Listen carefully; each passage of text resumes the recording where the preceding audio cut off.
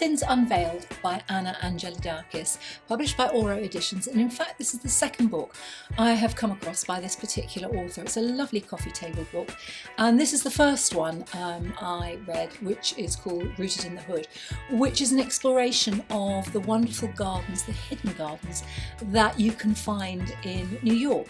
And I was charmed by it, and I was determined that one day when I get to New York again, I will actually look up some of these gardens because they were beautifully brought to life and the photography is just wonderful. So back to Athens Unveiled.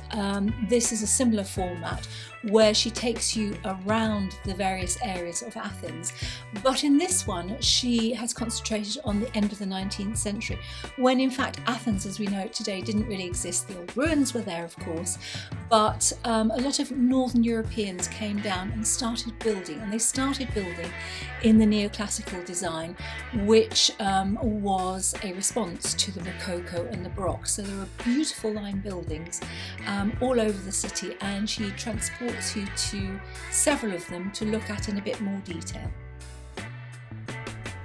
She evokes the time and place by writing it as though the people are actually there at the end, towards the end of the 19th century, and also looking at what there is in present day Athens.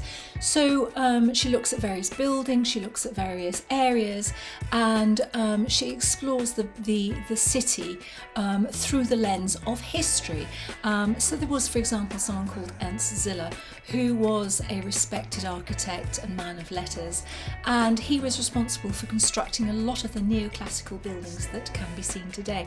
Now she says there are at least 1700 buildings that have fallen to rack and ruin, that have been abandoned, and so there are no windows, but the actual structures are still there and can still be seen today. She reckons 200 are possibly about to be renovated, but everything seems to take so long and so many people have to get involved that they may well have disappeared by the time anyone gets around to reconstruction and renovation. So I think if you're going to Athens, you will of course be tempted to look at the Roman and the Greek ruins, because that is kind of what Athens is all about. But this book will give you a good insight into the everyday story and history of the city that perhaps might pass us by when we're just, an average tourist looking for the ancient relics. And in fact, there is so much to see in Athens today that she brings to life through words and through beautiful photography. So Athens Unveiled by Angelidakis, I think, is a lovely book to pick up before you head to the city.